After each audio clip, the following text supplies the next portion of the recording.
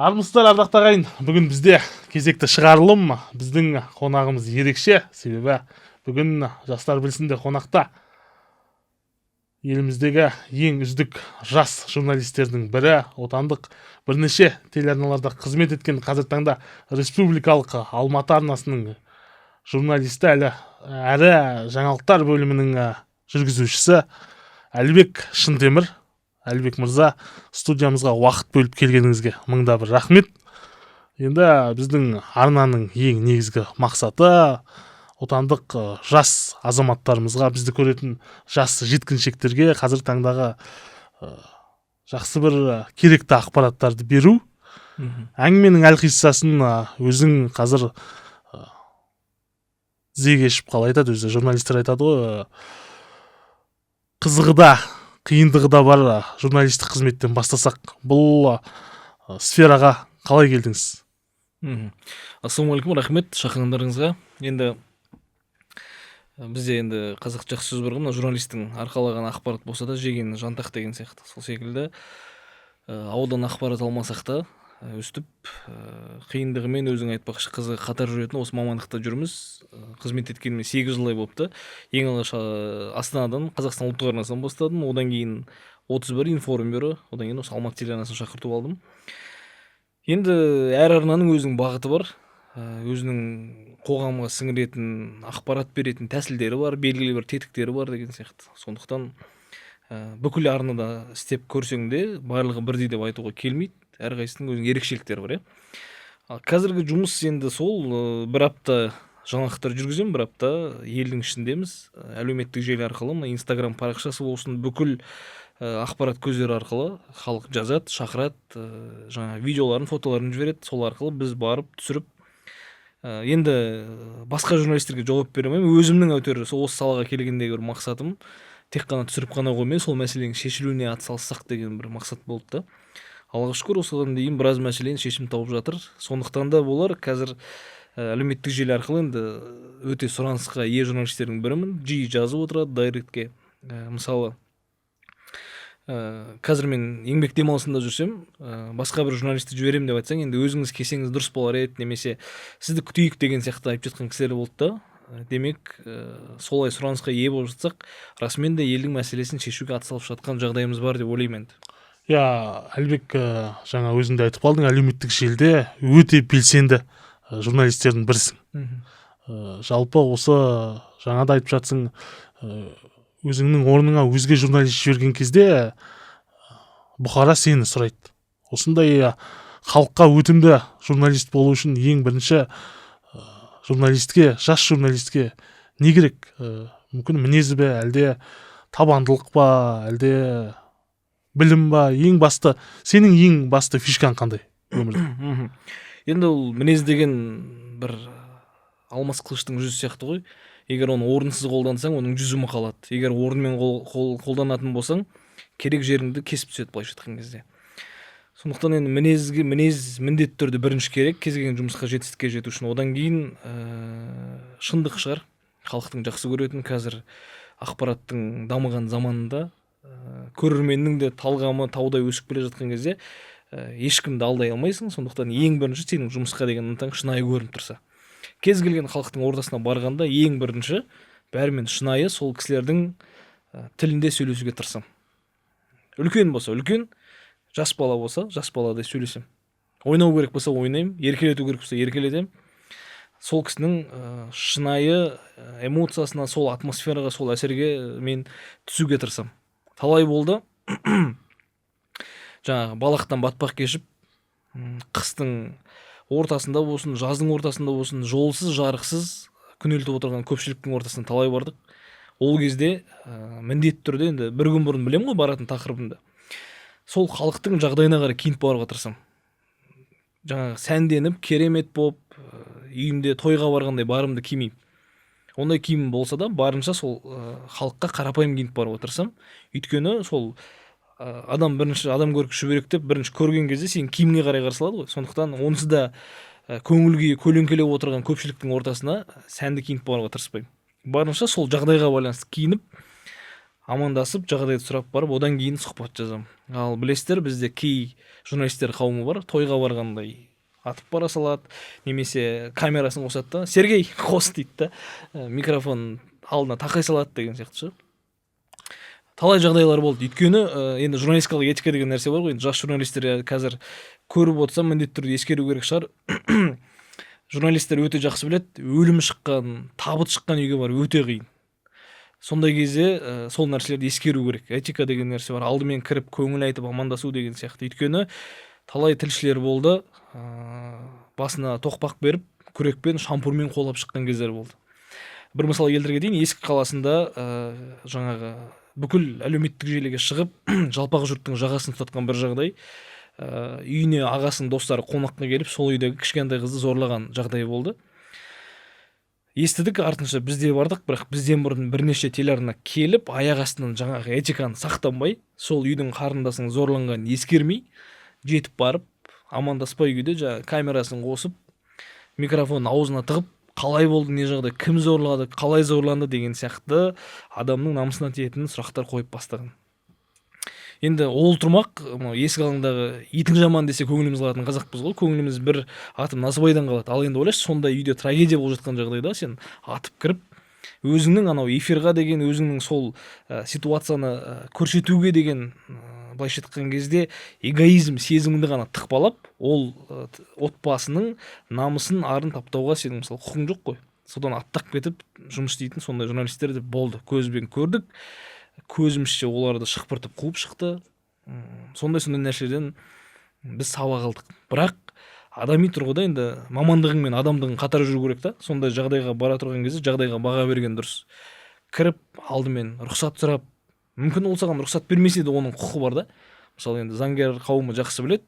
Шынымен ол саған сұхбат бермеймін десе де сен қинай алмайсың. Сұхбатын жазып алған жағдайда да эфирға шығарма десе, ондай жағдайда сен шығармауың керексің.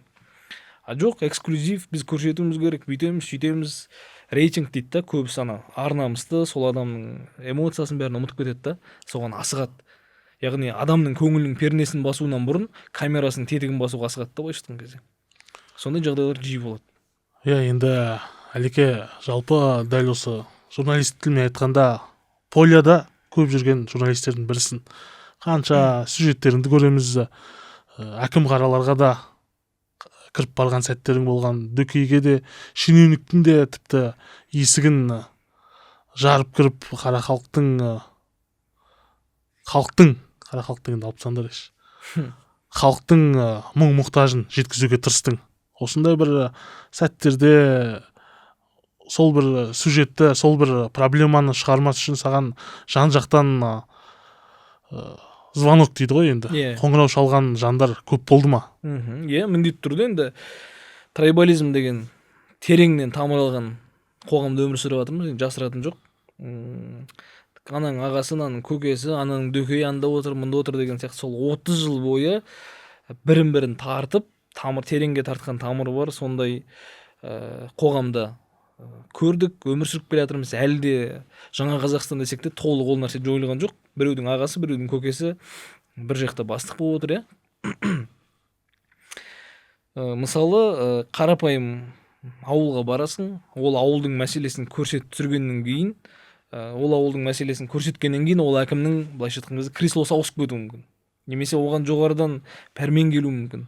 Сондай нәрсенің алдын алады да, олар мына себеппен емес салдармен күреседі да. Яғни журналистер келмей тұрып сол мәселені шешуге болады, қарапайым жол жасауға болады, жарығын жақ қоюға болады деген сияқты. Олар жоқ, сол күшті саған жұмсағысы келеді да. Яғни сол проблеманы өзінің халқымен емес, журналистпен шешкісі келеді да.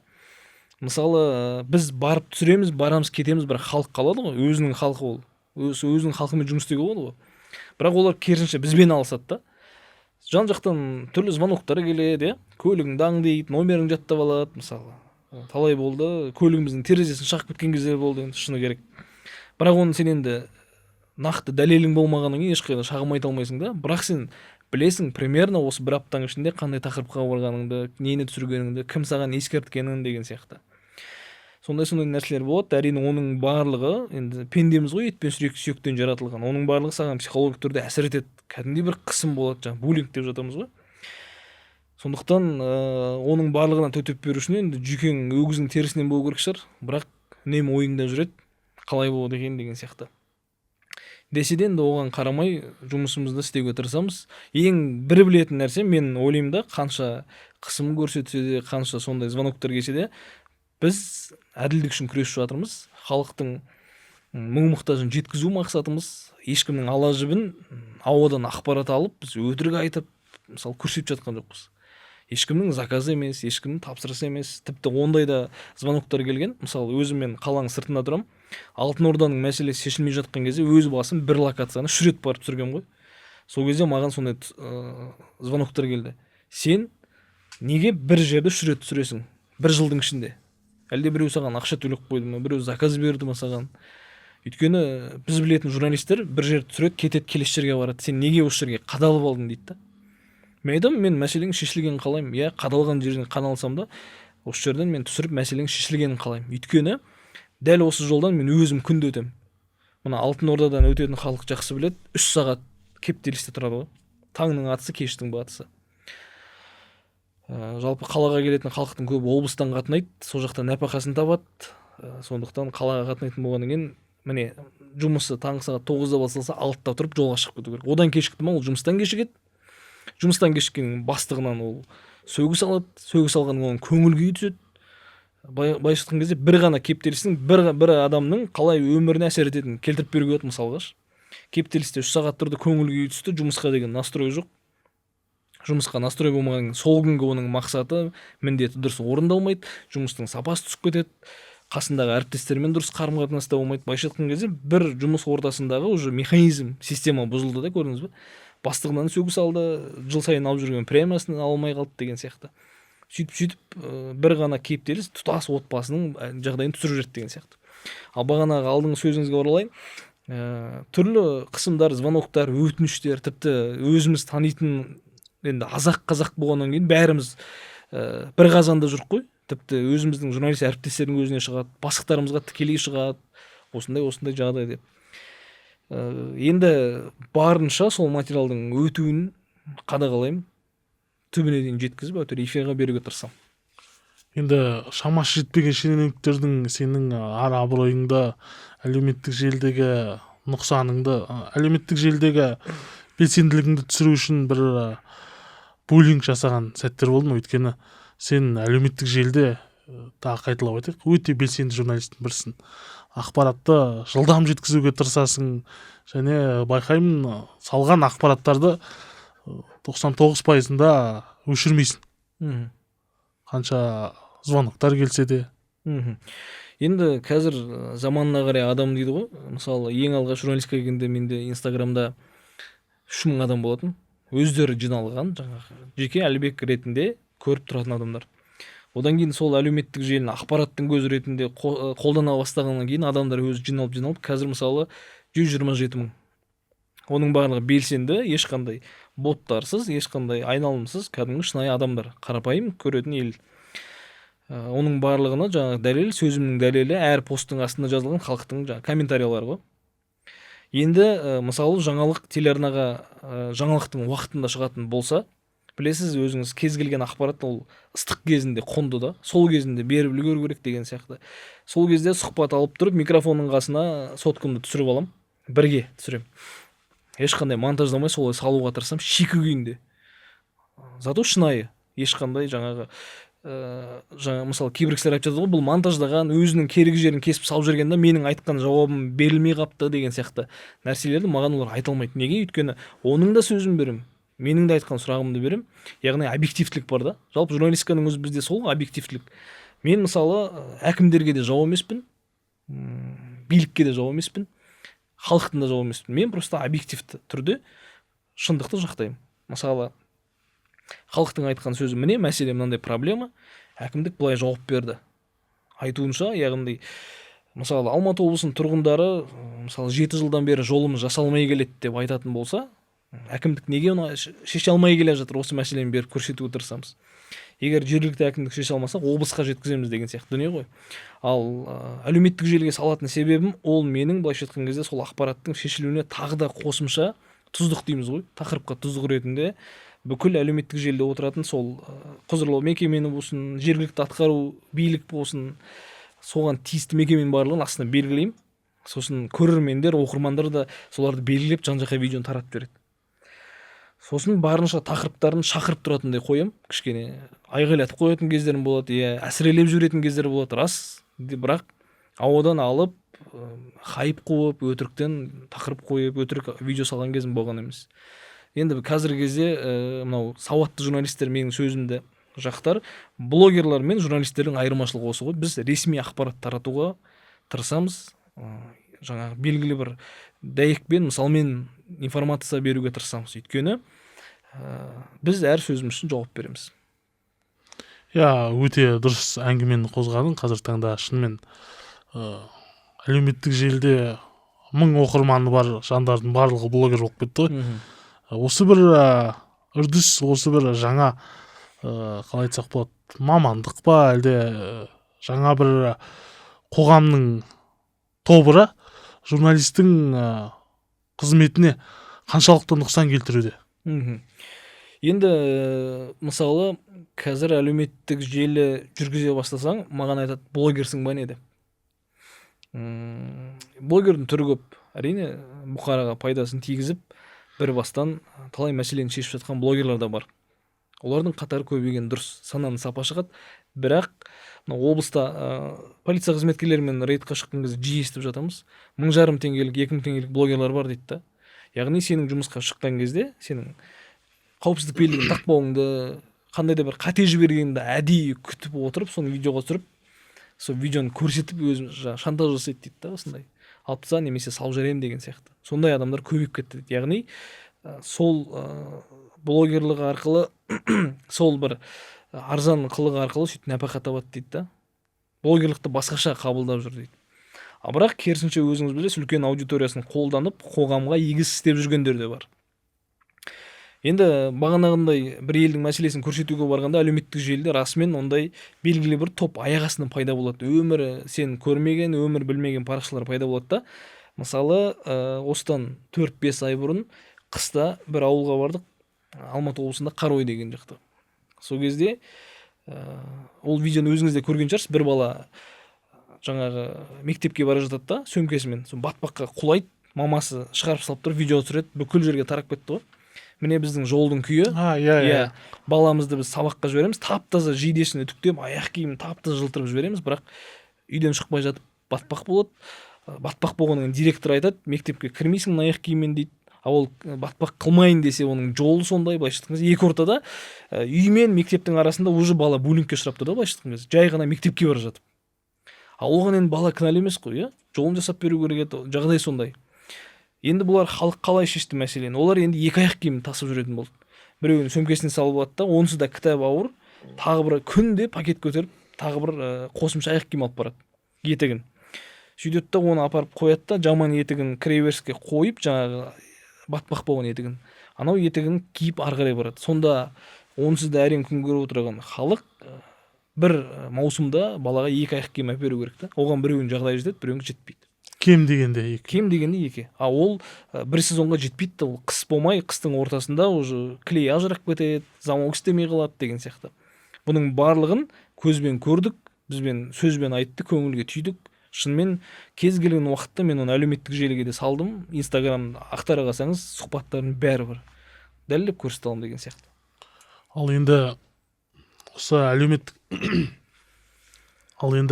әлеуметтік желіде жаңағы сен айтып отырған блогерлердің буллингіне ұшыраған сәттерің болды ма? Енді шенеуніктер көбінесе журналистерге шамасы жетпегеннен кейін ортаға сол жаңағы сен айтпақшы дәнекерлер салды. Блогерлерді пайдалануға тырысады. Сондай блогерлер буллингіне ұшыраған сәт есіңде ме? Болды ма? Енді қалай күрестің? Блогерлар деп айтуға келмейтін шығар, бірақ жаңа атап өткендей сөзінде белгілі бір топтар аяқ астынан блогер болып кетеді. Сол кезде үнемі әлеуметтік желісінде бұған дейін аз жазылымдар бар да, бірақ дәл сол мәселені көрсеткен кезде, сен парақшаңа салған кезде сондай бір уақытша жалған блогерлар пайда болады расымен. Әлібек, сен журналист емессің бе, қалай сөйлеп тұрсың, қойған сұрағың не анау, сен алдымен өзің мәдениетін дұрыстап ұста, сен ол әкімге өйтіп сұрақ қоятын кімсің, кеше ғана келіп, сен келесің кетесің, әкім қалады деген сияқты көп ондай комментарийлер жетеді, мысалы ашып қарасаң. Сосын аламда скрин жасап, оларды сторисқа белгілеп салып отырамын. Міне, қараңыздар, бүгін көрсеткен мәселе осындай. Маған жазып жатқан мынандай да кісілер бар екен. Енді ол ақыр маған жазғаннан кейін оны халықта көрсін деймін да. Ақыр бір-бірімізге біз комментарий жазады екенбіз, әлеуметтік желі арқылы сондай ақпараттық бір талас тартыс басталып кеткен екен, онда бәрін шынайы халыққа көрсетейік. Ары қарай бағасын ел берсін деген сияқты. Сонда неше түрлі хаттар келеді, жазады. Сен неге осы біздің облысқа қадалып алдың? Неге сен осы қайта-қайта келе бересің?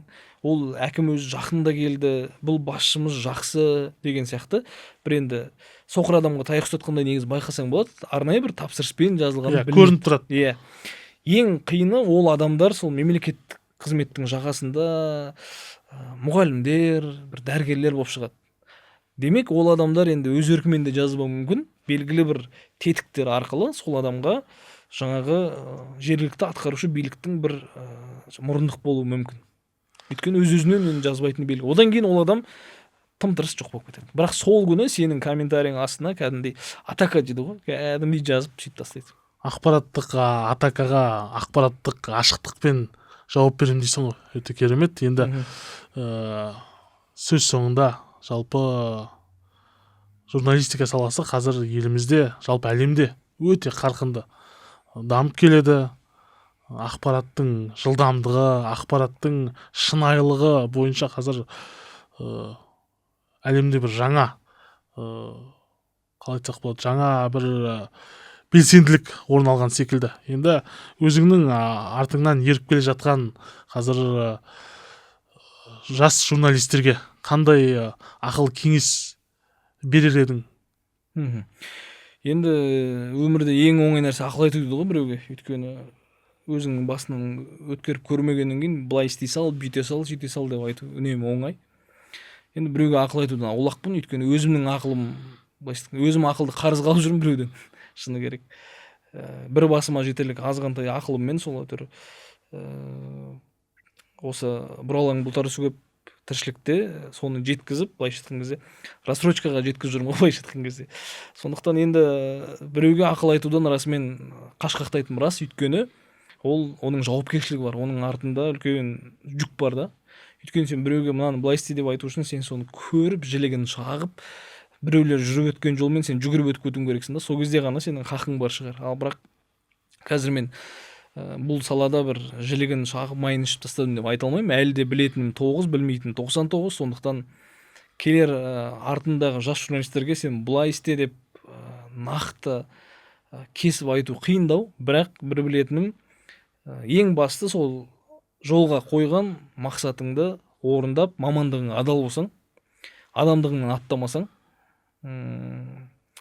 еліңе деген сүйіспеншілігің шынайы жүрегіңнен шықса, сол осы негізгі үш нәрсе бір-бірімен байланысып тұрса, жақсы маман боласың. Ал жақсы адам болуың ол өзіңнен.